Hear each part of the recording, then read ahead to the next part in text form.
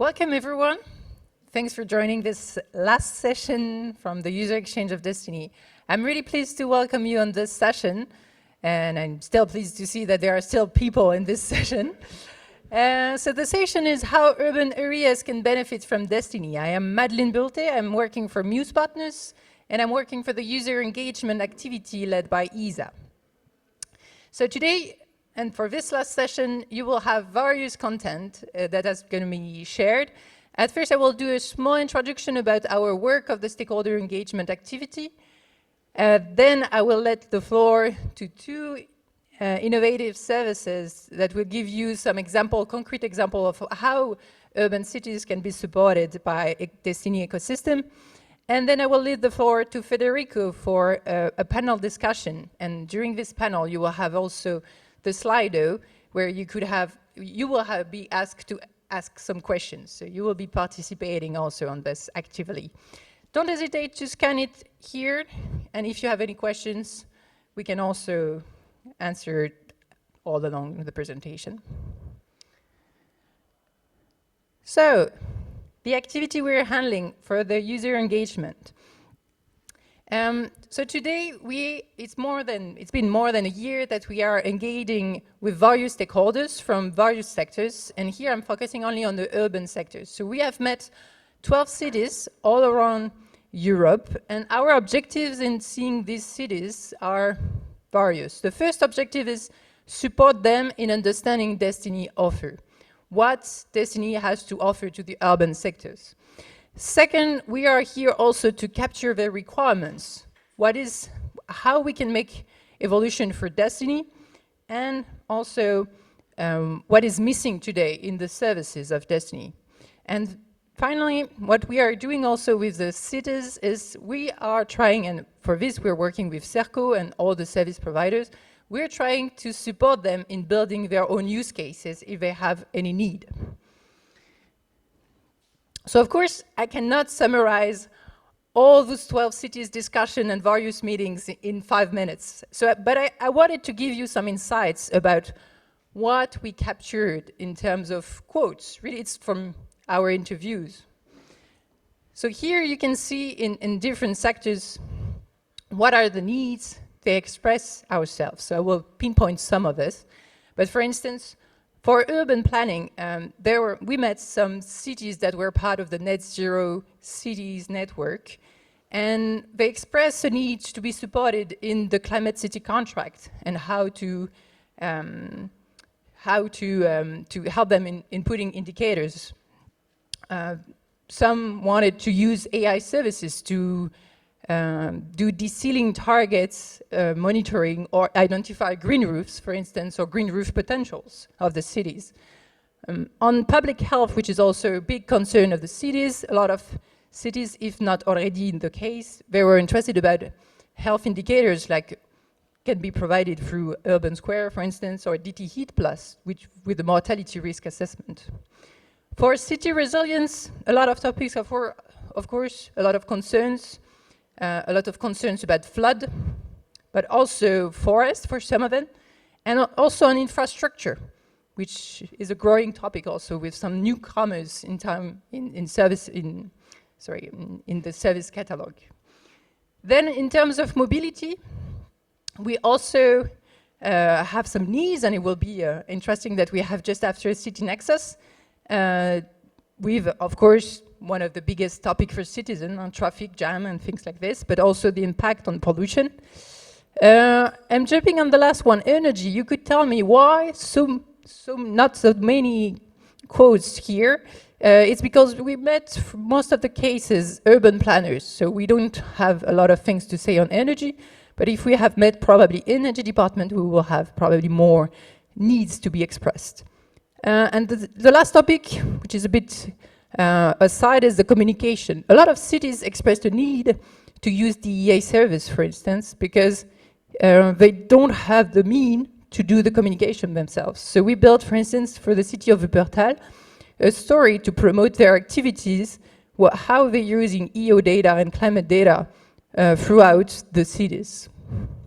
So if you're interested about knowing more about stakeholder engagement activity, don't hesitate to contact us, leave your contact on the Slido or contact anyone from ESA, especially Franca Kunz, who's managing this activity. And now I leave the floor to Alessandra from CityNexus, who will present you this service.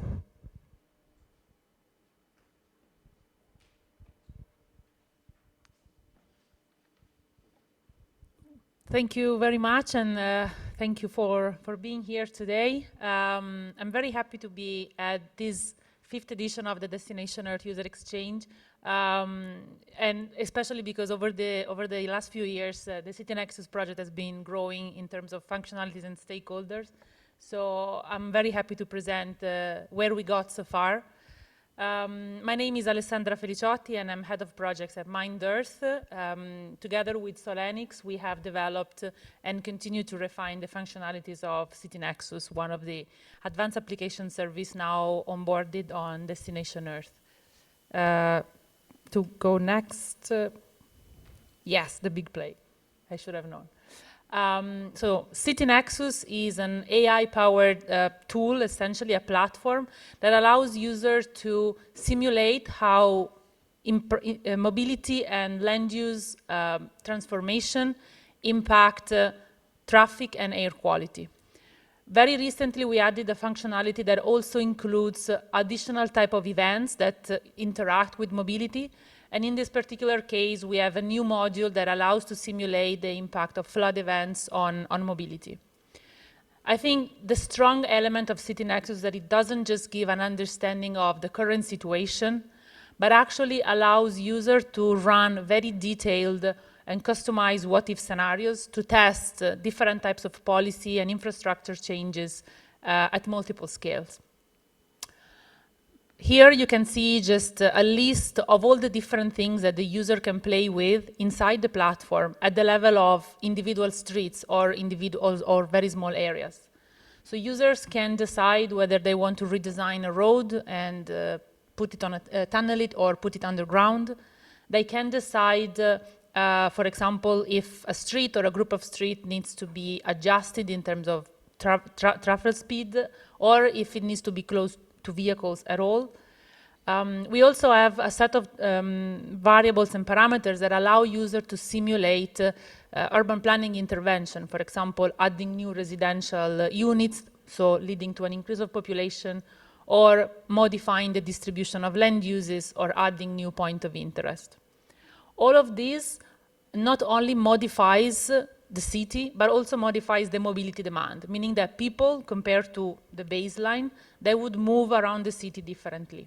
And as a result, they would cause emissions coming from pollution, from mobility, in a different way, with a different geography. With the new model, we are now integrating different possibilities for the user to simulate weather events that can lead to flood. They can simulate events that have to do with rainfall. They can change parameters related to river and sea discharge. They can also edit land use, and by doing so, changing the permeability of the soil, so impacting how the water is absorbed.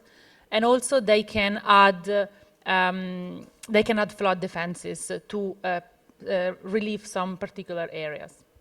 CityNexus is based on 3 different interlocked models. One is a local mobility and pollutant concentration model, which specifically captures essentially the component of pollution that comes from mobility domains. There is a ground NO2 inference model, which is heavily based on Earth observation data, including several key data layers that come from the DestinE data portfolio, which allows to simulate NO2 at ground level at 100-meter resolution.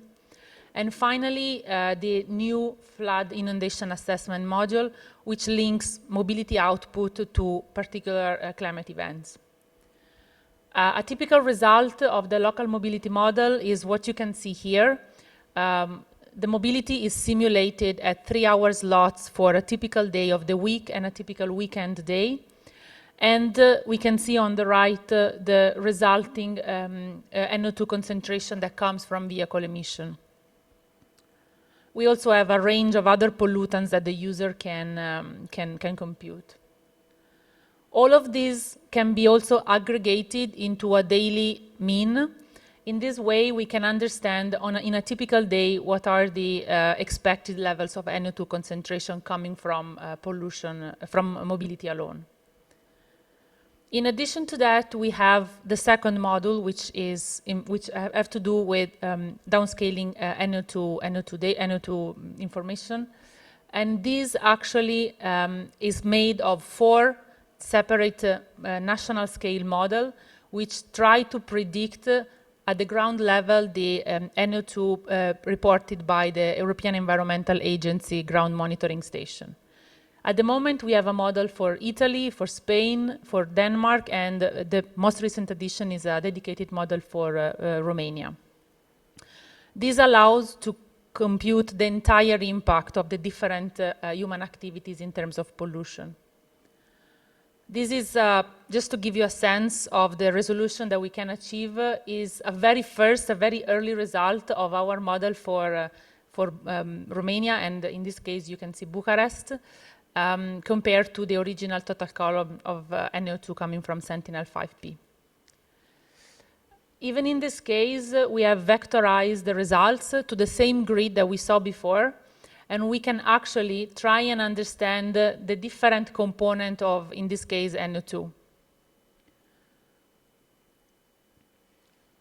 The final module is a flood inundation assessment tool. This is based actually on the open library provided by Deltares. It's called Sphinx, and it's for fast inundation assessment. And a typical output would be on the left, the flood maps that either is calculated on the baseline mobility network or on the revised version that the user has computed. And on the right here, you can see the road occupancy under flood conditions. To conclude, CityNexus is a tool that is made to support decision makers at scale. We try to go at the level of detail that municipalities and urban policymakers require to make decisions, and it also tries to go a bit beyond the siloed, departments or capabilities, or even, the typical barriers that prevent from looking at an aspect from multiple points of view. At the moment, CityNexus is available for 6 cities. Bucharest and Vitoria-Gasteiz are actually coming in the next few weeks as we are preparing for a new release of the system. But we are always looking for new expression of interest for cities that might want to be part of this journey. So thank you very much for this time. I don't know if the questions can be taken later or... I think we are a little late in the schedule, so maybe if you have questions, keep it in mind, and we'll have it. But thank you very much, Alessandra. I think now we will have, yeah, you can come, Nella, thanks, from Vito, who will do the second interesting presentation. So here. Thank you. Just here. Okay, perfect. Switch before. Yeah, okay. Good afternoon, everyone. Thanks for the introduction. In the coming minutes, I will present you the urban heat service that we developed within our contract with ECMWF. Cities are on the front line of climate change. As you know, heat waves are become more frequent and also more intense. And this impact is felt most by cities because the urban areas with their buildings and their asphalt paving and limited green, they tend to trap heat. And therefore, especially at night, they are warmer than the surrounding rural areas. That's the so-called urban heat island effect. Local authorities, such as local policymakers and urban planners, they're currently doing more and more to develop. They put more efforts in developing resilience plans, but they often lack the high-resolution climate information at really neighborhood scale, which is needed to really target their adaptation measures effectively. And that's exactly the gap that we try to close with our urban heat service.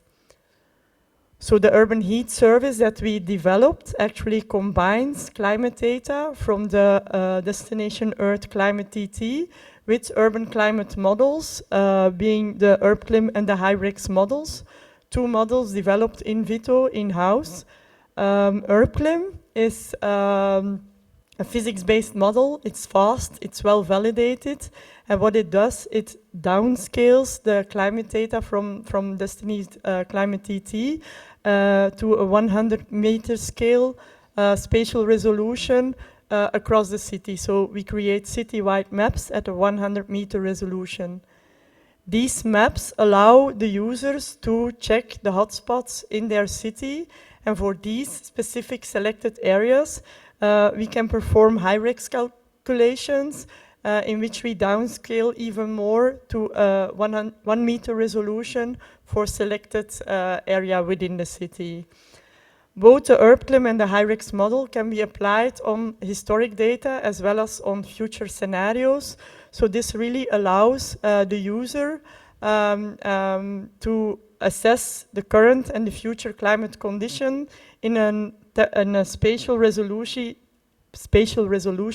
that is directly relevant for urban planning.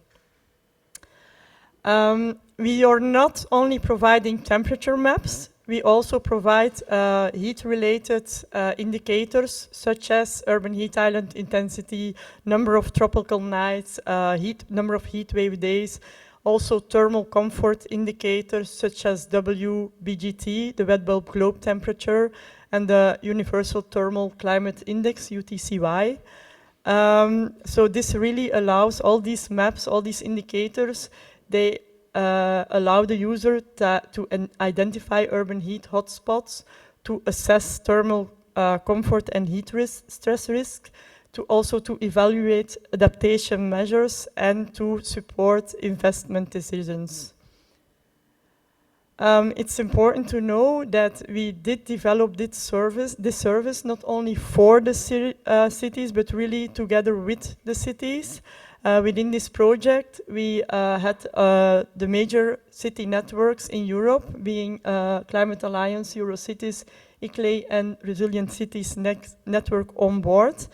And our partner, our Spanish partner, Tecnalia, within the project, they really did a great job in working together with these city networks and their members, being the cities themselves, through webinars, workshops, stakeholder engagements, surveys, etc. And it was really the feedback loops and the collaboration with these cities that determined the design of our service, so that we now end up with a service that fits within their workflows and actually gives an answer to their actual needs. At this stage, we are moving beyond the demonstration tool that was developed 2 years ago, and we are now really taking a step forward to an operational service in which the user can access the results through an interactive web platform. They can themselves, for whatever region, whatever city in Europe, they can send a request. And then when we have done the modeling, they can explore their adaptation scenarios they have requested. They can visualize the outputs and download data sets. I think one of the most innovative parts during this project was the implementation of this of a scenario manager, through which the user can assess the impact of different scenarios, such as adding urban trees, adding urban green roofs, soil unsealing, and stuff like that, and check the impact and compare the impact of that type of measures versus what the future will bring. So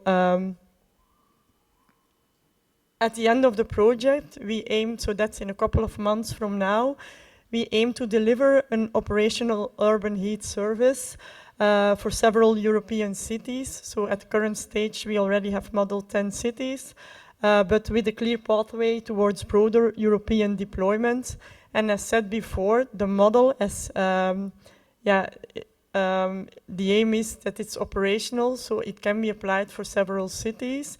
And the models, the URBCLEM and the HYREX, they use as input data, they use open source data, like land use, NDVI, elevation, which are available Europe-wide. So essentially, this can be transferred or copied for any city in Europe. So, and the ultimate goal is the enabling planners, policymakers, and health authorities to make informed decisions on heat stress and to, in the end, make healthier and more resilient cities. And last but not least, it is Destination Earth who provides us with the infrastructure that is needed to transfer advanced climate science into practical urban action. You can have a look through these links. You can have a look on how the viewer, where all the maps that have been computed are available. And you can also access the request page through these links. At this stage, we're in the middle of the onboarding process. So currently, it's not yet available through the service platform, but in a couple of months, it should be. And for more questions, just contact us or my colleagues via just talk to me or send us an email. Thank you.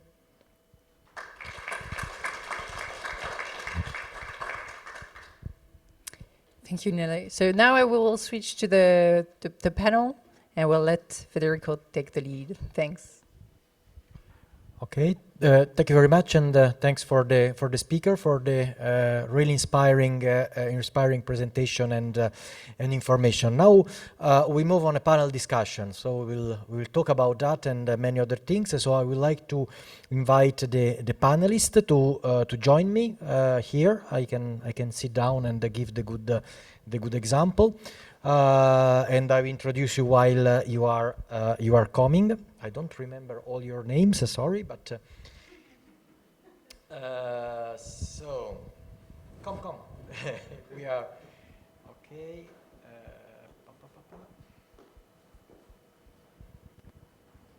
So Laura Hettel from the Mission Cities from Directorate Research here in Brussels is a colleague because I'm coming from the Directorate Research as well, but I am more on the climate side, and we also work in the mission adaptation.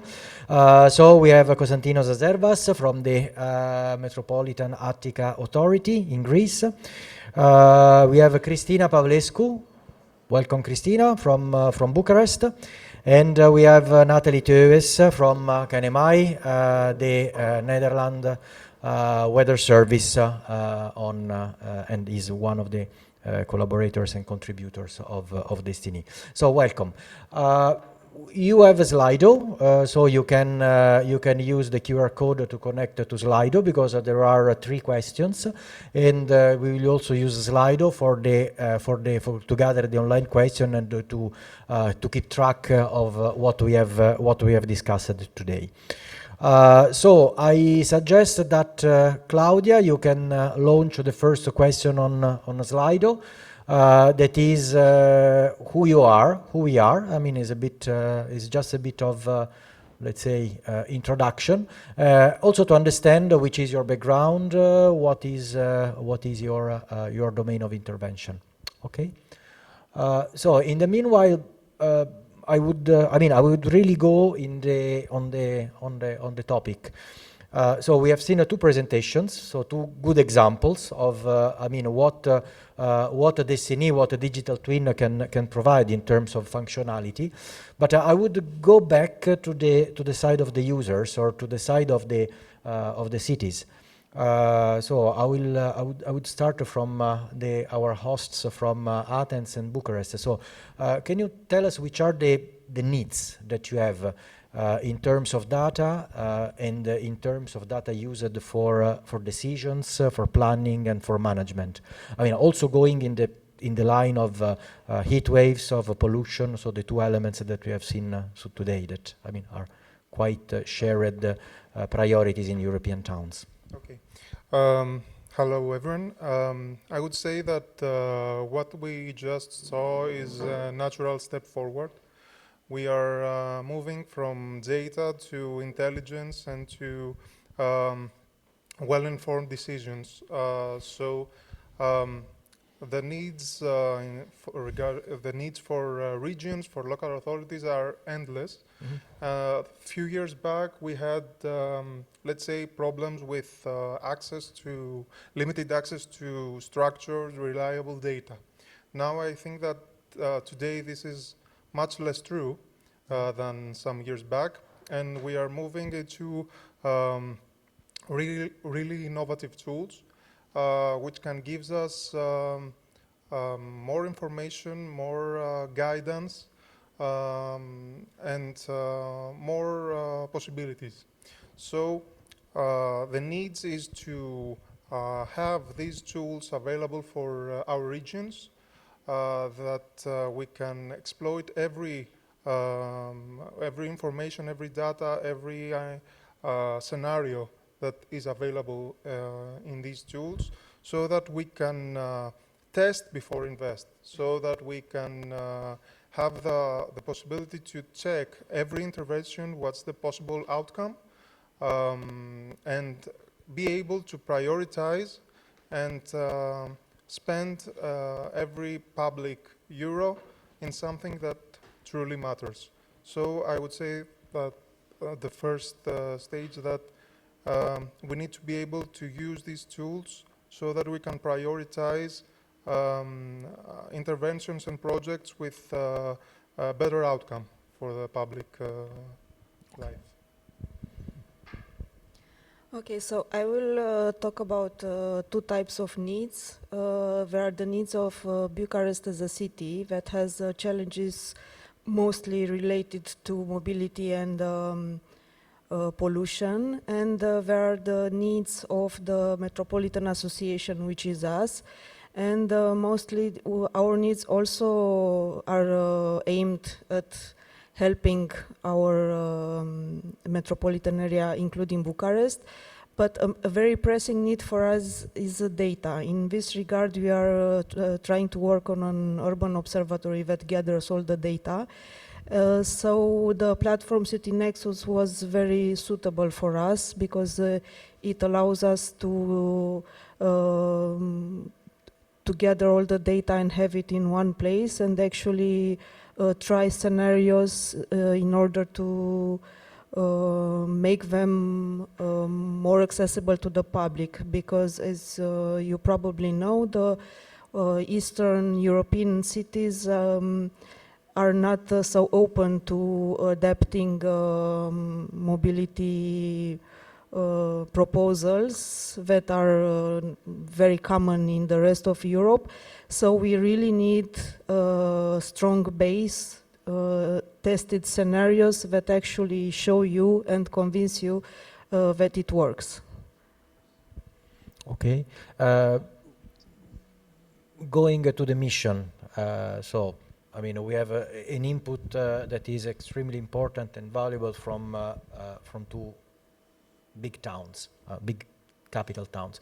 Which is your point? I mean, which is your view on which are the needs that you collect, and how systems like digital twin can try to bridge and to satisfy them? I have to say that the architecture of the session is ideal, because I can start with the voice of cities, yes, right? I don't need to speak for them, which is always a good idea. But I would like to speak a bit for them and advocate on behalf of them, because this is what we have been doing for the cities mission for the last 4 years. We selected a very ambitious cohort of cities in 2022. You will have heard in previous presentations about the mission cities. These are part of a cohort of cities that have pledged climate neutrality by 2030, which is no small feat. And we already have 107 cities throughout Europe that have put together climate city contract. This was mentioned in one of the presentations. These are very ambitious climate action plans that are also matched with an investment strategy. And when we talk to cities, of course, everybody wants that crystal ball, right? Maybe not necessarily to see one future with certainty, but to see possible future and to understand what the consequences of those possible futures could be. So for us, a tool like this is something that we can put in the hand of cities to encourage them and to empower them to pass, let's say, more confidently from commitment to action. It could be a big deblocker, right?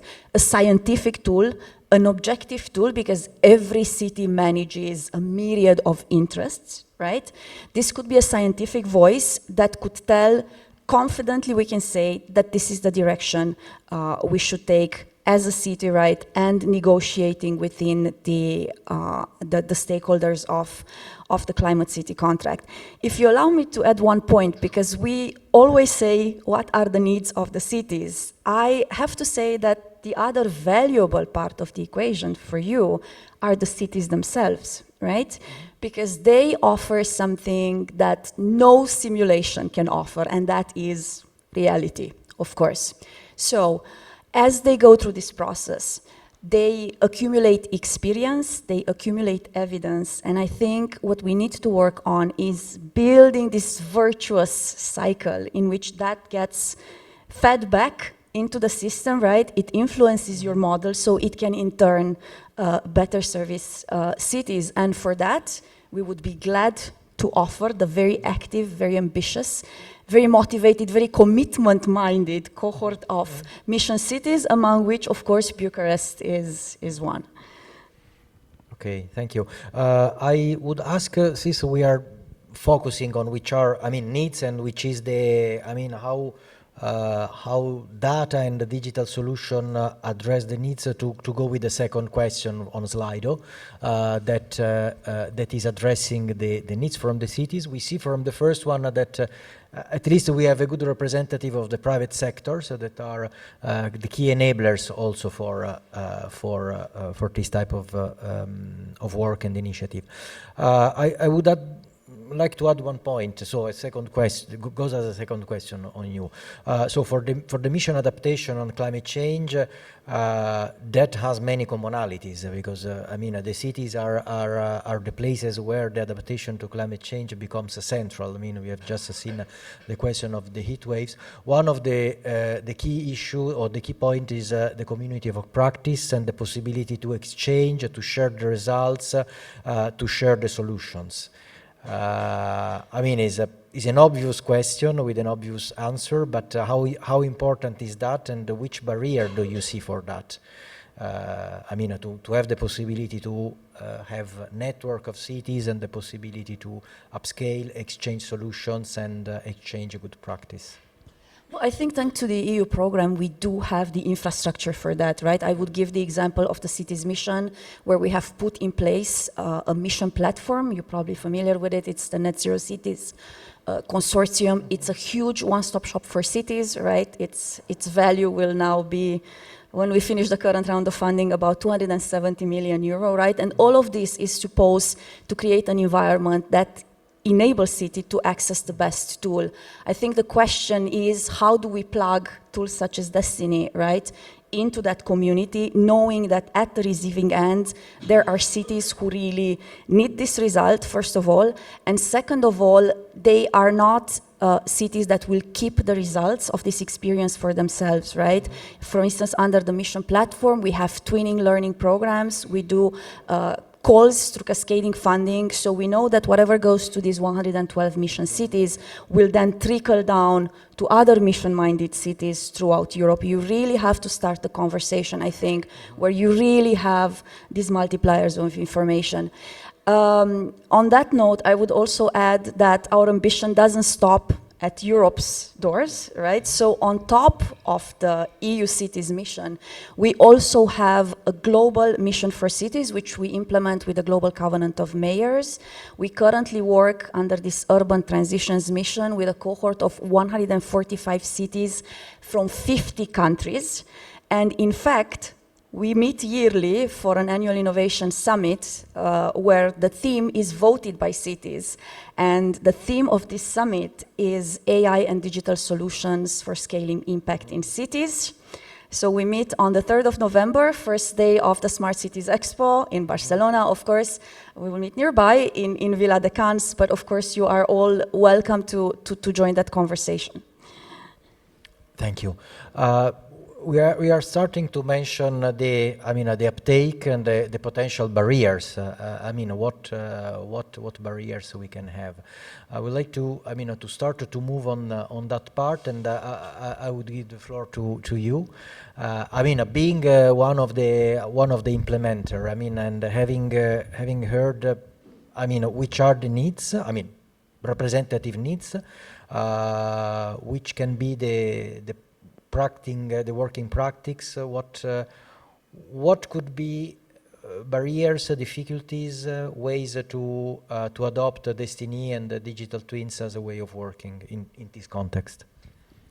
Okay, so what we see now mostly is that we have pilot cities that are willing to engage and work with us, there might be specific tools for specific cities, and cities have different needs. A city in the Netherlands might have different needs than some city in Spain.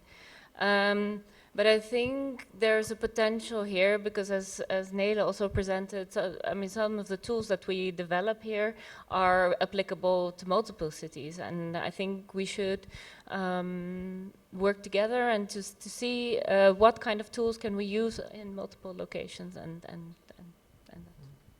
so I think there's potential, but I think still need some more. Yes, I would also engage with the speakers, so with Alessandra and Nele. So if you have colleagues coming from Athens, Bucharest, but with the need to I needed to implement a system. So I needed to implement a system to take decisions based on data. So you receive an email or a phone call after this event. What would you do? Because they have a very specific requests and demands. Yes. Hi, thank you for the question.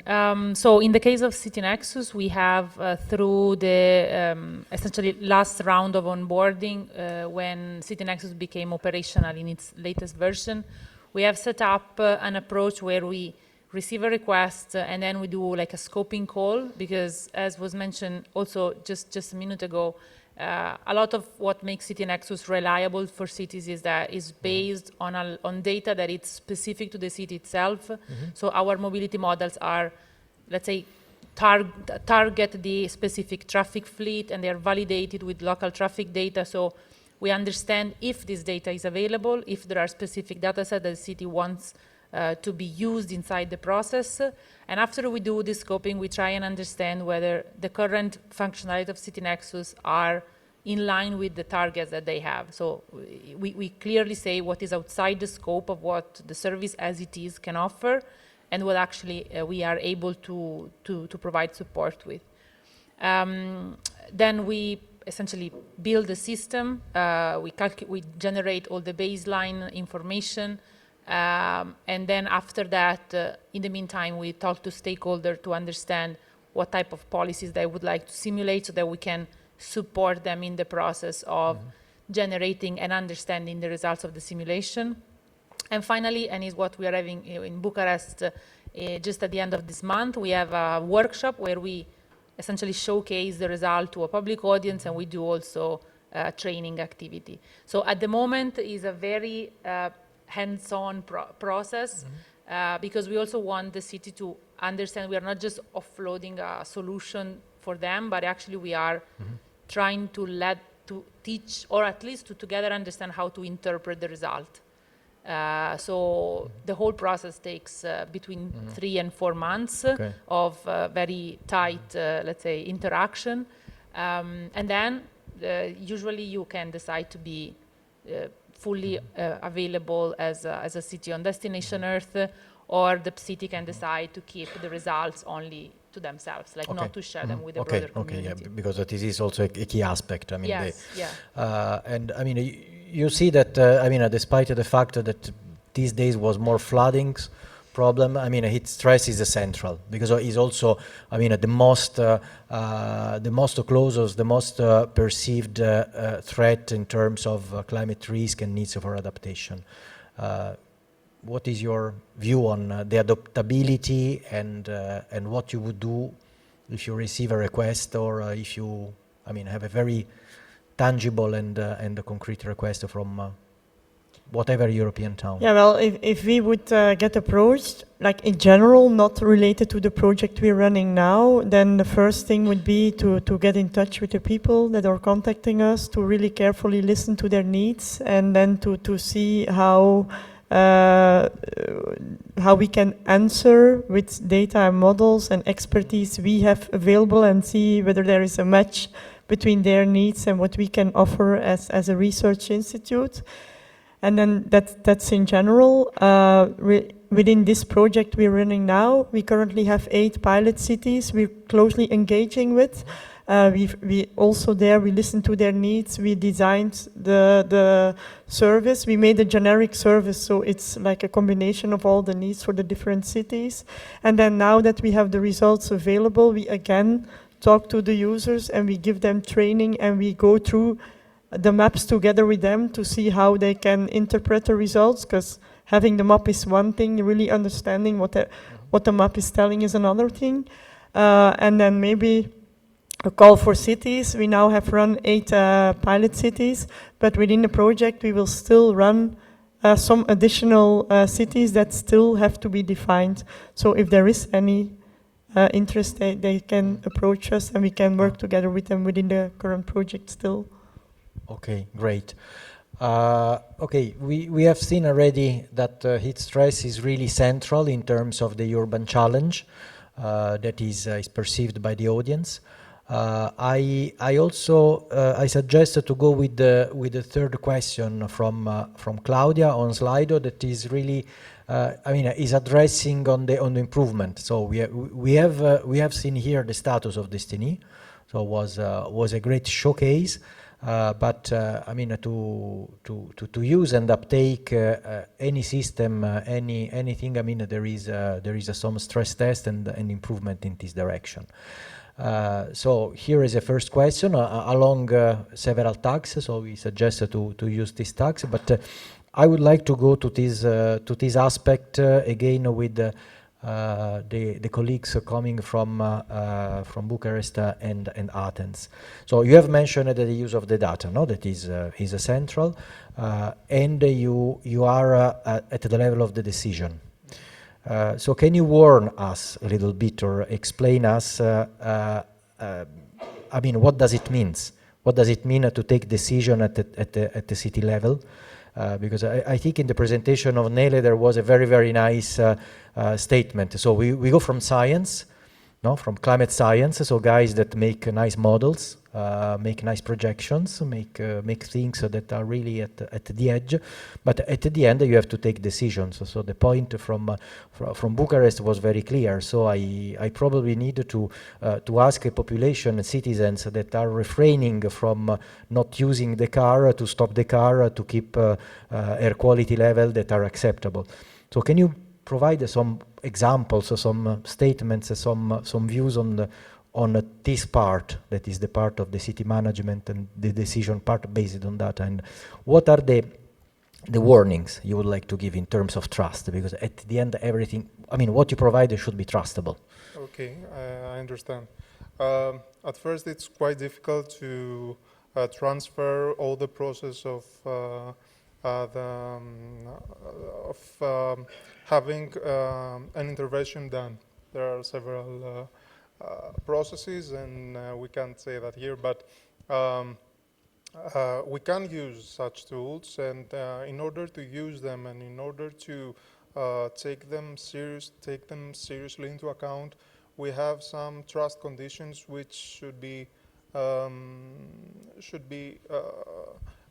known. At first, we need to have credible services. I mean, for example, let's say that we have a heat risk map or something that has to do with heat stress. Who is behind this map? What data have been used?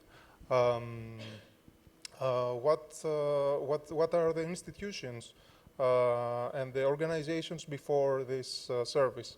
Are we having Copernicus systems, ESA, the National Observatory of Athens? If we have institutions and organizations like that behind it, it's easier to trust them because there are trustworthy partners and organizations. A second one is the uncertainty. Every model, every scenario, every projection has a margin of, there's an uncertainty. So in order to take a platform, a tool into account, you need to know exactly what the uncertainty is, so that you can keep this in mind. And you should have this information not only for experts, but it should be in an understandable way, because in the region, in the local authorities, they are not all with expertise such like this, so that they can understand really detailed information. The last part is that you need to have seen that the tool is working, and it has been worked in several, let's say, heat waves. It has worked correctly under pressure, and the results are correct. So you need to see how it has worked at the initial stage. And the last part is that you can't have a tool separate. There need to be interoperability. It needs to be connected with the systems of the region, because if you have a platform that it's separated for every other system that you visit once in a month, for example, to take some data, that will have a limited use. You will not exploit the tool and the potential. So these are the main, let's say, trust conditions that at least a tool has to, tick the box, so that it can take into account. Well, I would like to tell you how it's like to make decision, but unfortunately, because by law the metropolitan associations in Romania are not really decision makers, we are actually working on a more strategic level, and we are counseling and providing a service for the city of Bucharest and the area surrounding it, the county of Ilfov. But I can tell you what was it that drove us to working together with Minderf in the City Nexus. It's because we clearly understood the method behind it. They explained us very well what it does do and what it doesn't do. They take into consideration all our challenges, and they want to provide us with something that we actually can use. And also, I think it's very important that we get to use the results in our own platforms, so they are compatible. And in general, I think it's a very good tool for decision making, and it's something that we are lacking in Bucharest. So it was very important for us, this aspect. I have one question for you now, that was already anticipated by the two colleagues. And I was also anticipated here. I mean, you see that one of the main points is the local resolution. So to arrive at the citizen level, at the stress level in my flat, and not in the flat of my neighbor. Also maybe to understand whether the road where I'm planning to buy or to rent an apartment has more heat stress than another one, or I mean, a solution of greening one park has a good impact. But these rely on methods that are advanced, like AI, that has been mentioned, and also has been mentioned that the methods and the approaches should be solid, because otherwise you cannot implement them, so you go in troubles.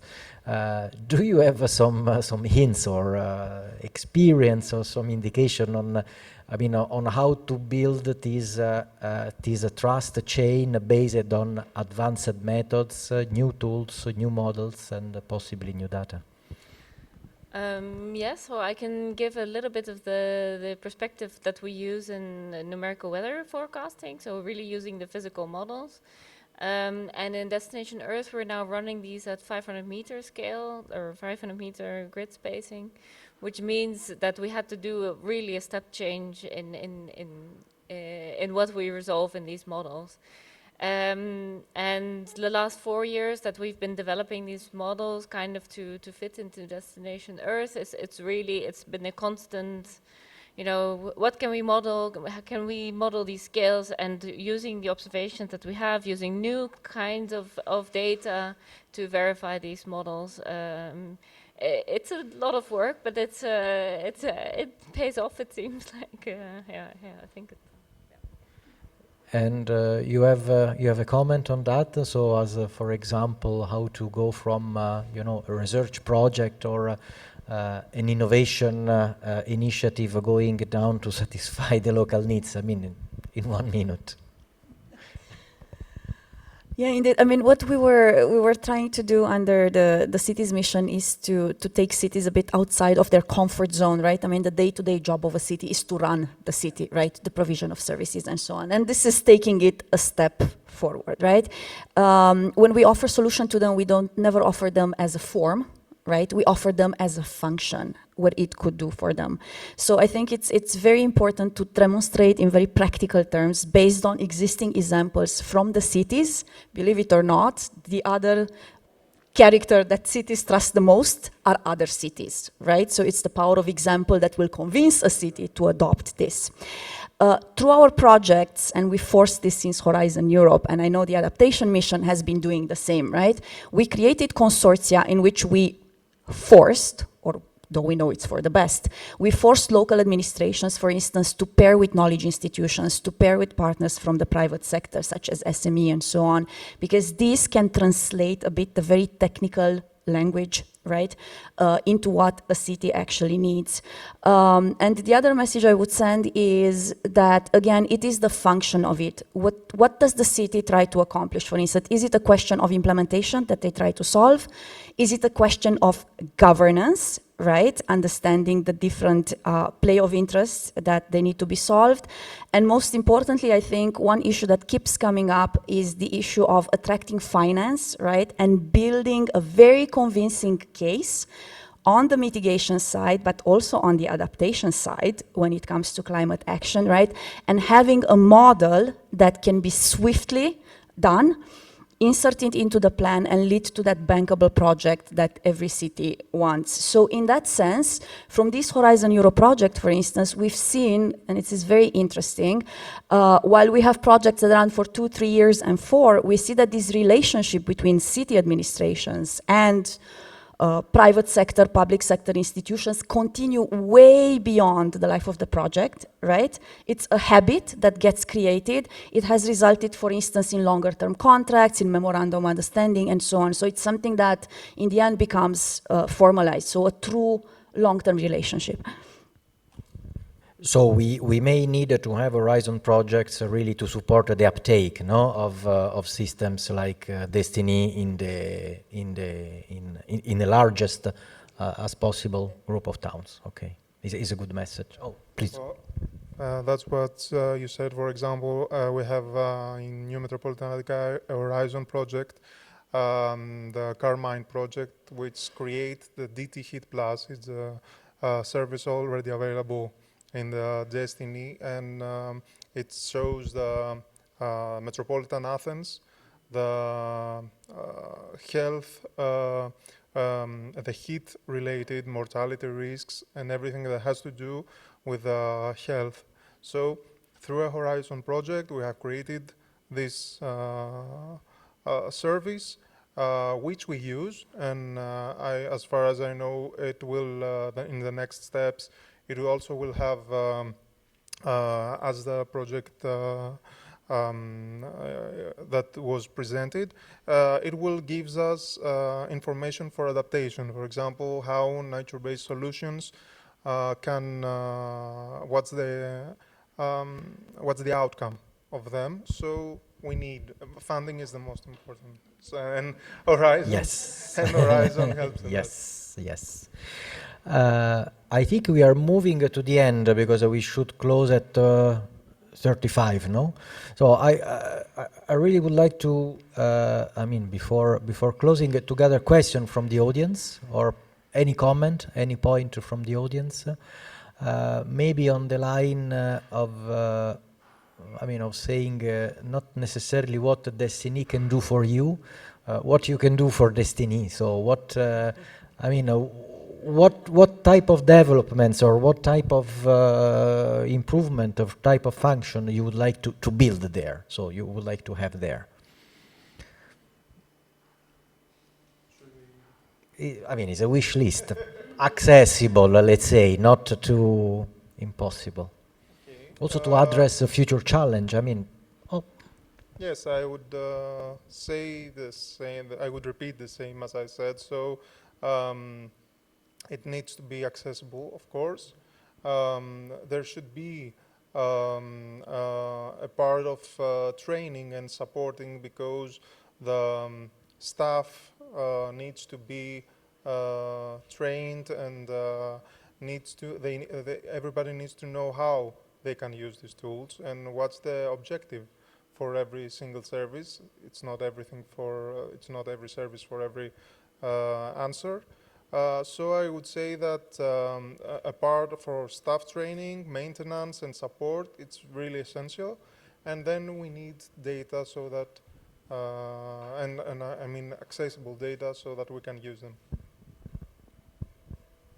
Yes. Well, this is our favorite subject. Alessandra can confirm we always have a million questions. Can we do that? Can we do that? So one thing that we were thinking that would be useful, at least for us, would be to take the model split from transport models and apply it to the mobility aspect, to also include the public transport aspect and the cycle into the city nexus. Also, the utilities would be nice to analyze. And maybe something that it's maybe too ambitious, but I'm going to say it anyway.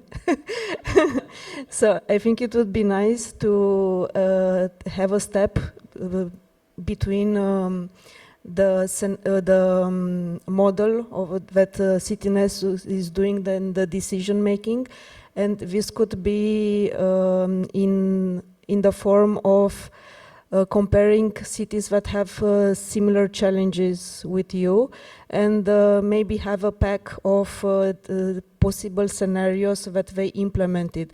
But this would be in the eventuality that the platform is growing a lot.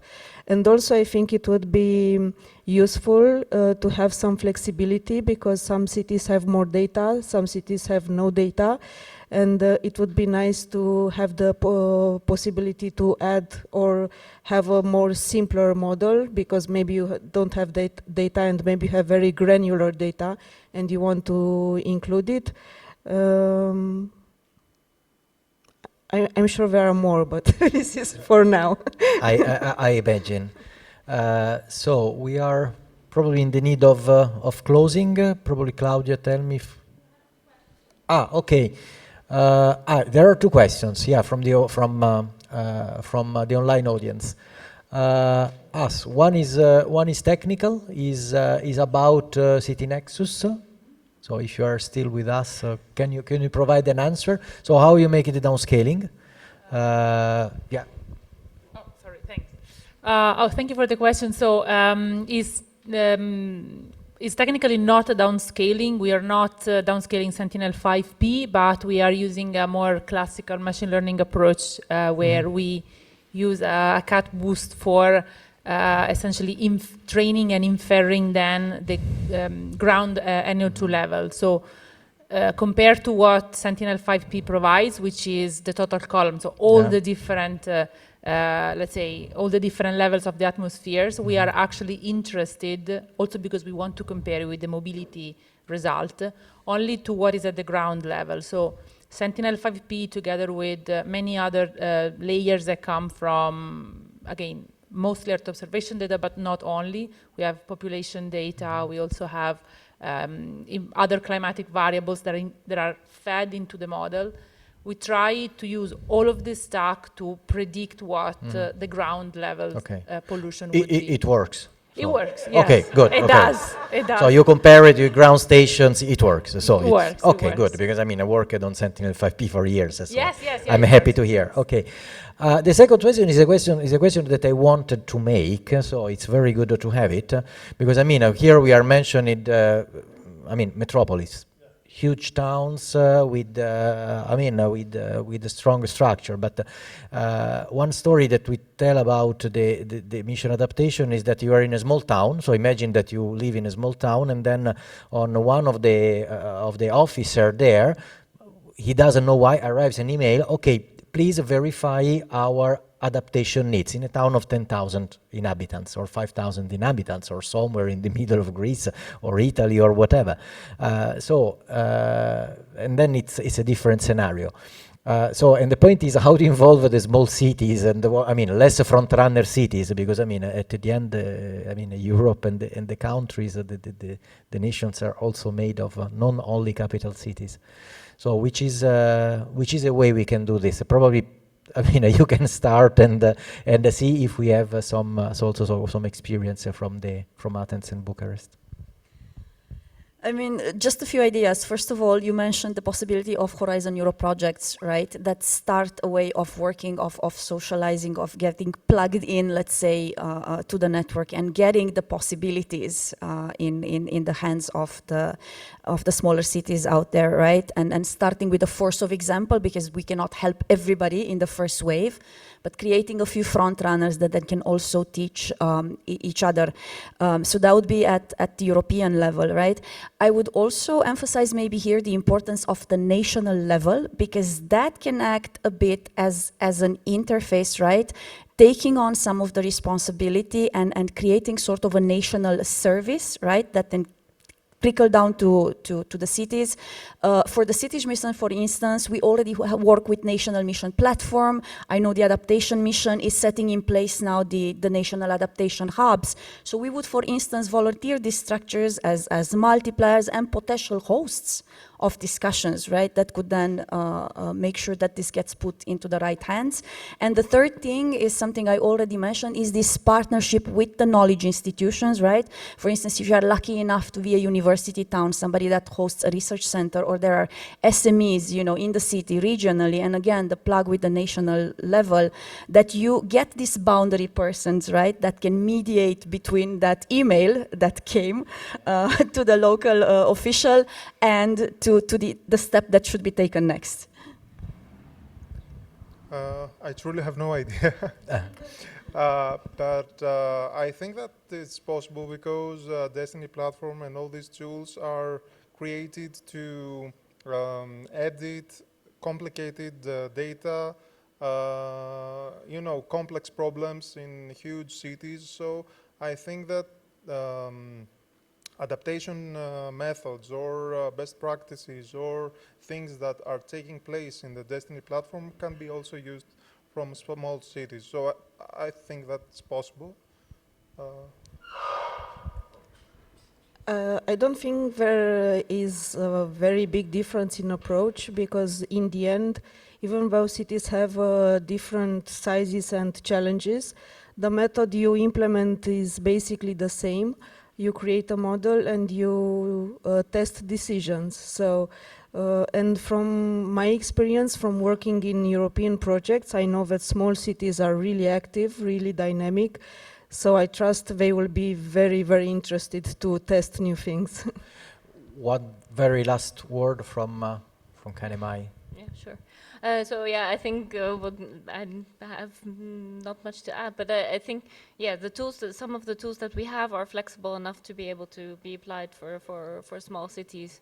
But also would advocate your point that cities should be able to upload their own data, and we should be able to work with that.